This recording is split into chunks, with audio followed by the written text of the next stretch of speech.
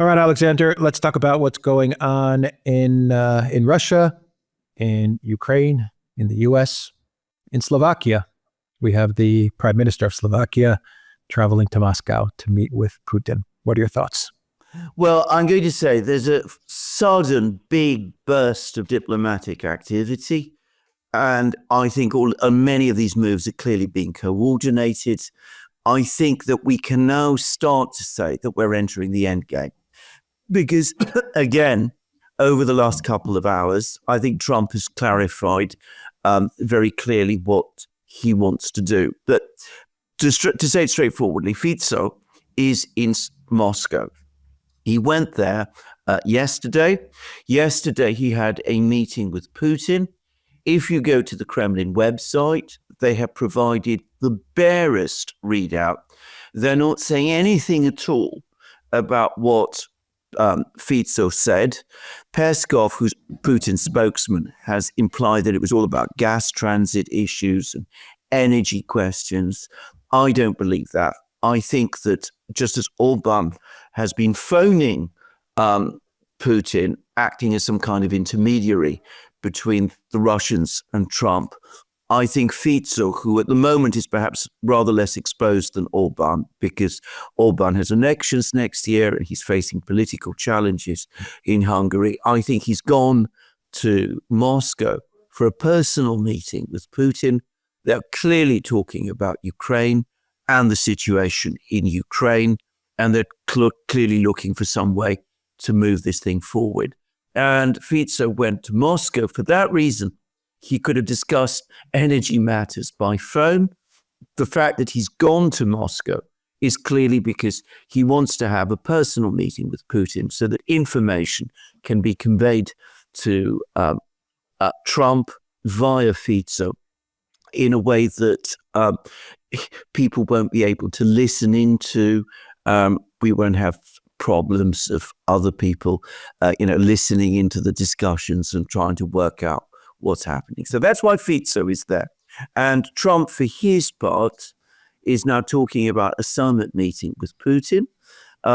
The Kremlin says that they have no information yet about how that's going to be organized, but it looks as if Trump wants a meeting with Putin as soon as possible after he's inaugurated president of the United States. So sometime around late January, we might actually see a meeting between Putin and Trump.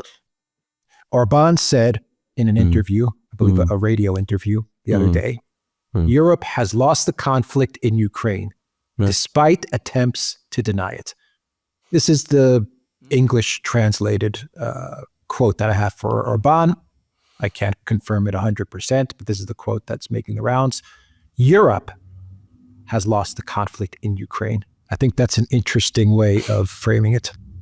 He's absolutely right, because in our previous program, we were discussing all the complicated plots, conspiracies, and plans that various European leaders are coming up with, ideas about sending peacekeeping forces to Ukraine, attempts to organize freezes and ceasefires and all of those kind of things. And we were saying that, clearly what they're trying to do is to keep the Americans still involved in Ukraine. They want a complicated proposal to come from Trump to Putin, which Putin is going to reject. And then they're going to say to Trump, look, this is how Putin is treating you. So you've got to continue to press on with the war in Ukraine. I think what Orban is saying, what Fico is doing, what Trump himself is signaling in these contacts that he wants to establish with Putin, is that the Europeans have been completely cut out. The war in Ukraine is lost.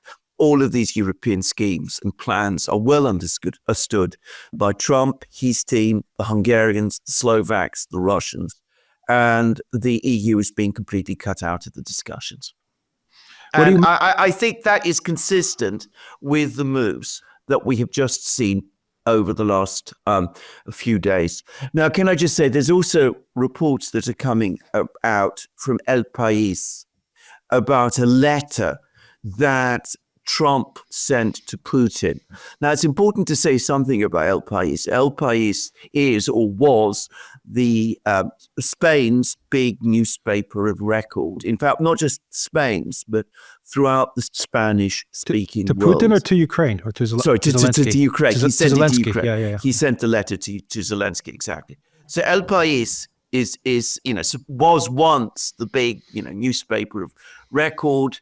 Like the New York Times was, like Le Monde used to be, like all of these other newspapers, it has come completely round to the globalist perspective of things. And it is extremely close to the people in Kiev. In fact, it's one of the most closely aligned of all the European agencies with Kiev. And they obviously got information about this letter from the Ukrainians. So we are only given one extract, one actual quote from the letter. And the letter is basically Trump telling Zelensky, look, you talk all the time about your lands. The lands are devastated. Why do you even want them back? What you should be doing is seeking peace. Now, what this tells us is that Trump is putting pressure on the Ukrainians to negotiate, or rather to accept that they have lost the war. And the Ukrainians, who are doing everything they possibly can. There was an article in The Guardian just yesterday which said that Zelensky is instructing all his diplomats to work incessantly round the clock on getting Ukraine into NATO. That this is now the instructions that they've been given. What Zelensky is trying to do is he's trying to play the Europeans off against the Americans. He's leaking private letters that's sent to him by Trump in order to tell the Europeans, I'm coming under all this pressure from Trump, come support me, come and help me, because Trump is looking for some way to end the war quickly. So this is the complex game that is being played now. But ultimately, it is the Americans, it is the Russians who are going to be dealing directly with each other. The Europeans, the only thing they can do to counter these moves, if these moves are correct, El País is correct in its reporting, is to send troops to Ukraine. Yeah. And they're not going to do that without the United States. Correct. Without the U.S.'s support. Correct. You're going to get Biden's support in the next 3 weeks. It's not enough time to send troops, obviously. So that's not going to happen either. And even NATO entry, you're going to run into the issue of Hungary, Slovakia, Turkey, most likely blocking Ukraine. And you're not going to get a vote right now anyway. Even if Biden comes out tomorrow and says, I approve, the United States approves Ukraine getting it to NATO. You have to have all of the members of NATO. They have to get together. They have to have a vote. And everyone has to approve Ukraine getting it to NATO. Mm-hmm. I doubt that's going to happen either, not in the next 20 or 30 days. The next NATO meeting is actually slated for June, I believe, of 2025. Correct. So that leads me to my next question. What did you make of the Financial Times article, which claims that Trump told, not Trump. You see, I almost fell into the trap. Yeah. People associated with Trump, we don't know who they are, approached officials in Europe, we don't know who they are, and told them that Trump will send weapons to Ukraine, will continue to support Ukraine, as long as EU member states increase their NATO spending to 5% of GDP, but Trump will accept 3.5% in the end. And even the Financial Times, they say that the next meeting where the next NATO meeting where this will be discussed is June 2025. I'm pretty sure that's what the Financial Times says. I don't have the article in front of me, but I'm very confident that was the timeline that they gave. What do you make of this reporting? Right. In the big picture of everything that we're talking about right now. I mean, briefly, I thought that was quite a concerning article when it first appeared, and it appeared alongside a very, very long article that the Financial Times also published, in which they were discussing, again, all the moves to send European peacekeepers to Ukraine and things of that kind. I think that this article was a piece of mischief, actually. What the Financial Times, or rather the people who are briefing the Financial Times, who are clearly European officials, are trying to do is link the question of Europe increasing its defense spending to American support for Ukraine. So the Europeans are telling the Americans, or some people in Europe are telling the Americans, look, we will increase defense spending. You want us to increase defense spending. We understand that. But in return, we want you to go on supporting Ukraine. And I think that, in fact, we're increasingly seeing that for the Americans, defense spending, increased defense spending, and arms for Ukraine and all that are two completely distinct issues. So I think this is coming from Europe.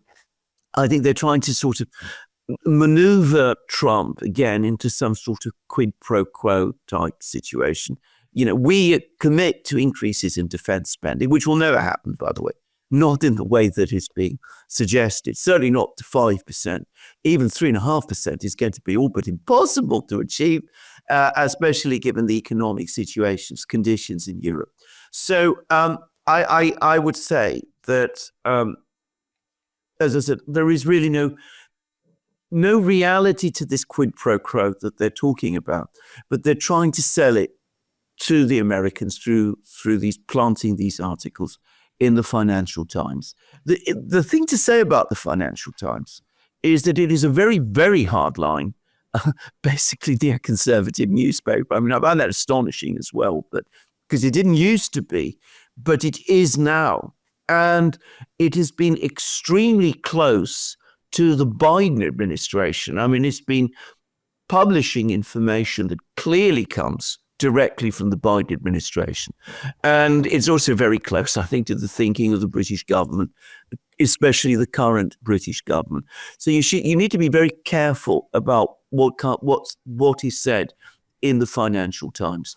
I don't think that Trump is saying that to the Europeans, or his people are saying that to the Europeans. I think what is probably actually happening is that Trump is saying, his people are saying, look, if you're really so worried about Ukraine, if you are really so worried about your own security, then increase your defense spending, because we are pulling out. We're pulling out of Ukraine, and we are going to draw down our forces in Europe. But I cannot imagine, I can't believe that the Americans, or at least the Trump people, are making the one into a condition for the other. I think the Europeans are making it a condition. Yeah. Trump is saying increase your defense spending. Yeah. In general, he's saying increase it. Yes. Ukraine is something you guys need to take care of. Yes. But in general, I want you guys to increase your defense spending because it's not fair. Yeah. The way he views it is it's not fair for the U.S. to spend this amount of money and for you guys to not spend the equivalent amount of money as far as percentage of GDP.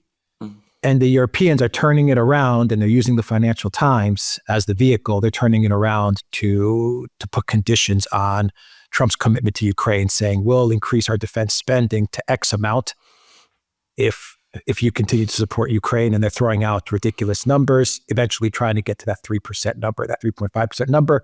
Correct.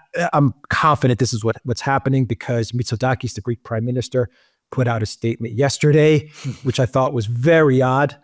I believe that he was with Kaja Kallas, if I'm not mistaken. But anyway, his statement was that European countries are going to increase their defense spending. He wanted to assure the United States and Trump that Europe is absolutely going to increase their defense spending. He couldn't give an amount, no, but he says we're going to discuss it. And I can tell you, as Prime Minister of Greece, we are going to increase our defense spending. So obviously, they're trying to create some sort of scenario where Trump commits to Ukraine and then they'll commit to defense spending somewhere down the line.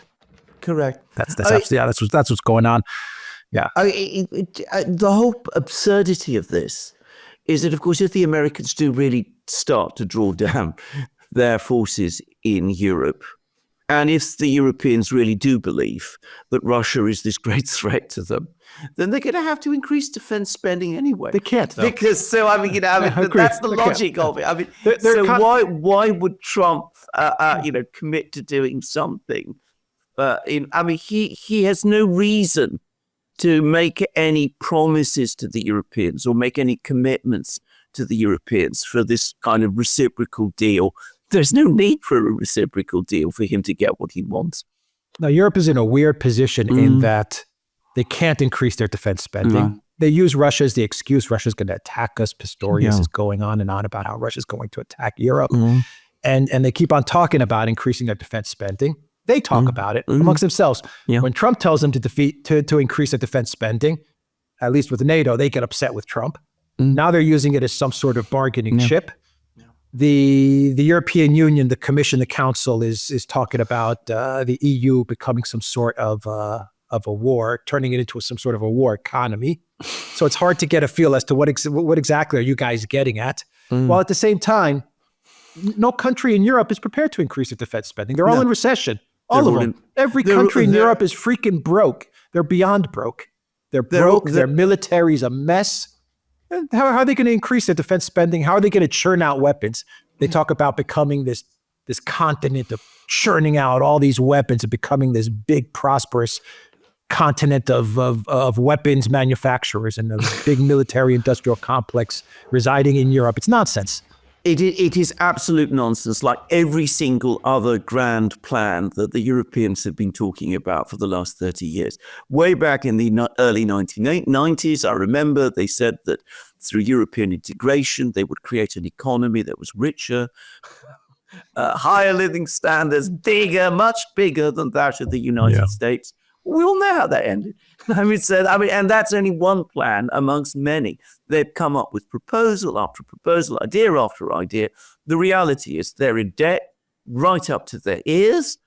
Their currency, the euro, is trading increasingly poorly on global markets. There is a fiscal crisis right across Europe. The economy is in deep stagnation. Germany is deindustrializing. Energy costs are rising. And the European public doesn't really believe that there is this great threat from the Russians that people constantly are trying to scare them with. So this isn't going to happen, and everybody knows it. This is just a fairy tale that is being floated in order to try to keep Trump supplying arms to Ukraine. Exactly. That's what this is all about. They're creating this fairy tale in order to keep on getting the U.S. money into Europe. Yeah. That's it. Because they've been living on this money for God knows how many decades. Exactly. So, final question. What is Trump up to, if you had to take a guess? Because something is going on with not only with Ukraine and Orban and Fico and all these hints at a meeting with Putin in Russia, but you have the issue with Greenland. That he said the other day, which I find interesting. Shipping lanes in the North Atlantic. That's what we're looking at. That's why he's talking about Greenland. He's talking about the Panama Canal. Shipping lanes as well. He's mentioning China a lot. I know China was looking at, or China does have a presence in Central America, South America. Actually, I was reading that China was also looking at the shipping lanes in Greenland as well at a point in time in 2019. Yeah. What's the big picture that Trump might be going for here? He's aiming at something with all of these moves. I don't think this is just sending out messages and threatening this country, and if they're threatening that country and saying, I'm going to buy this, I'm going to buy that, decrease your rates, Panama, or else. I mean, he's aiming at something. He's absolutely aiming at something, what he wants to do. And I think this has been, by the way, there right from the moment that he entered politics in a serious way back in 2015. He looks at all these enormous commitments, strategic commitments that the United States has taken upon itself around the world, and the way that's worked into a sort of movement to tie the United States down into sort of global governance and globalist projects and that kind of thing.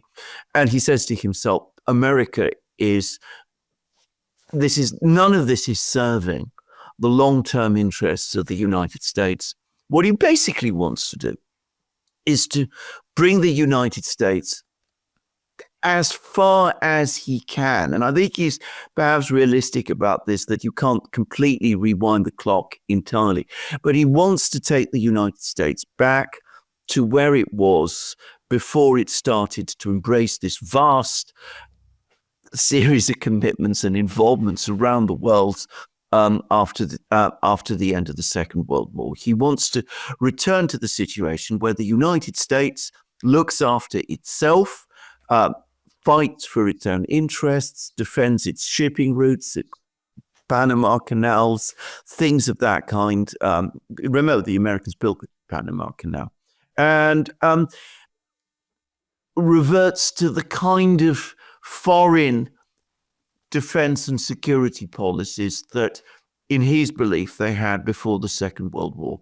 That's not to say that he thinks that the US involvement in the Second World War was a mistake, or that the US involvement in the Cold War was a mistake. But the time for all of that interventionism has ended.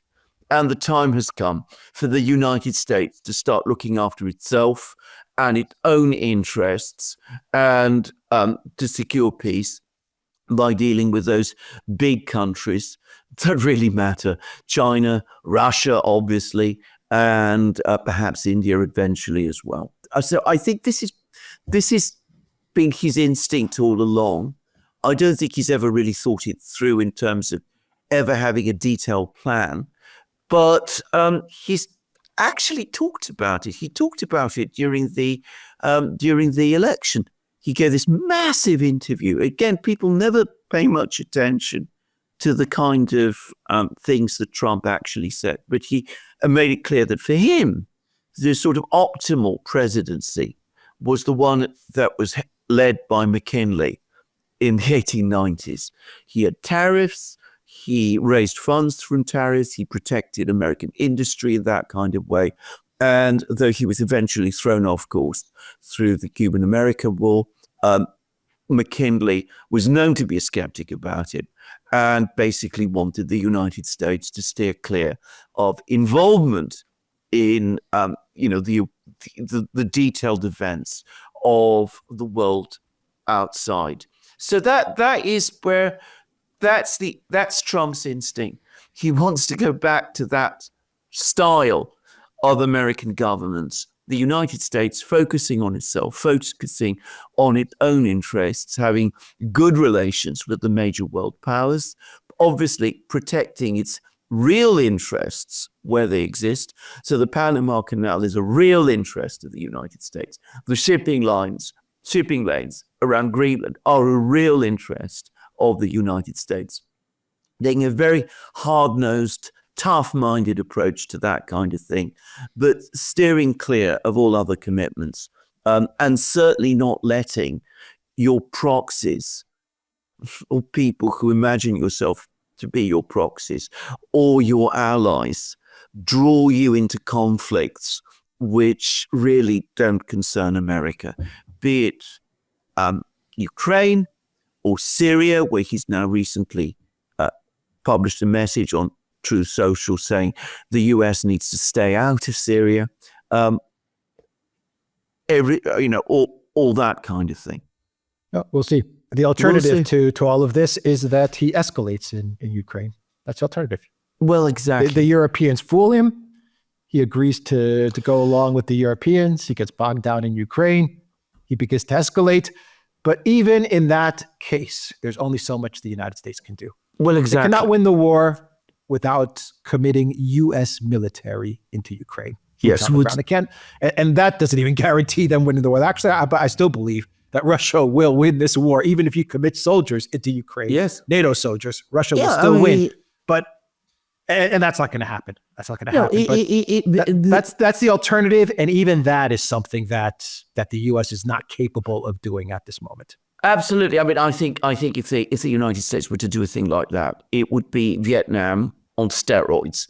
I mean, it would be not taking on the North Vietnamese. It would be taking on the Russians, and doing so against a certain split within the Republican Party, massive protests in the United States. I cannot imagine that Trump, who, if he is anything, he is a very intuitive politician with his finger on the American political pulse, will ever want to go down that route. So I agree. The choice is between escalation and peace, and all the logic, all the sense pushes him towards peace. The threat to this, I think that there are two. Firstly, the Europeans might be able to work on some people within Trump's own team and try to get them to persuade Trump that you've got to show strength. You've got to show Putin's strength. You've got to take a tough line with him and all that kind of thing. Putin, by the way, just to quickly add, has been speaking an awful lot about Ukraine over the last couple of days. And he's made a whole series of speeches and interviews in which he has said absolutely that, as far as he is concerned, what he said back in June to the foreign ministry, 4 regions, neutrality for Ukraine, no NATO membership, all of that. For him, that remains the only basis upon which he's prepared to talk for an end to the war. So I just to quickly say that. But either peace with Russia and Putin, that's the logical line that the Americans take, or the Europeans try and work some of Trump's people and get him to take a hard line under the illusion that you can get Putin to back off from this, which won't happen. Or alternatively, and this is the other big danger, that they will work with all their other friends and allies in Washington, of whom they have many, and that they will make Trump's life impossible all over again. And they will use the still pro-war majority that there is in Congress to try and pass spending bills supporting Ukraine against Trump's wishes.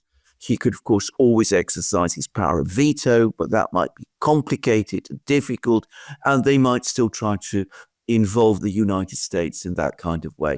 And that, I'm afraid, remains a real possibility. But in terms of Trump's own decisions, it's either exactly as you said, escalation or peace. Yeah. All right. I'll just leave it with one final thought. The deal that Trump can present to Putin is exactly the deal that Putin is asking for. 4 regions. Yeah. Zelensky, accept the fact that you're losing territory, which is the message that El País said Trump sent to Zelensky. You're going to have to cede territory. We don't know the boundaries, but that's the message that El País is reporting. Trump sent to Zelensky. So the 4 regions, elections in Ukraine, no NATO, and we'll discuss further in my presidency a wider security architecture in Europe. Correct. And maybe some sanctions relief. I don't know. That could very well be the deal that Putin says, okay, this is something we can talk about. Absolutely. It's the best. It's the optimal deal for both the Americans and the Russians, actually. And can I just say, for Trump himself, easing sanctions, I've said this many times, ending sanctions on Russian energy exports is very much to his advantage, since he needs to start bringing inflation down. And one of the major factors pushing inflation upwards is the fact that energy costs in Europe and in other places are higher than they should be because of the way in which the energy trade, the oil trade in particular, has been disrupted by the Biden era sanctions. So scrapping those sanctions actually works to Trump's advantage. And of course, it works to the advantage of American consumers and European consumers and everybody except the neocons and their globalist friends in Europe. All right. We will end the video there. The Duran.locals.com. We are on Rumble, Odyssey, BitChute, Telegram, Rockfit, and X. Go to the Duran shop, pick up some merch like what we are wearing in this video today. The link is in the description box down below. Take care.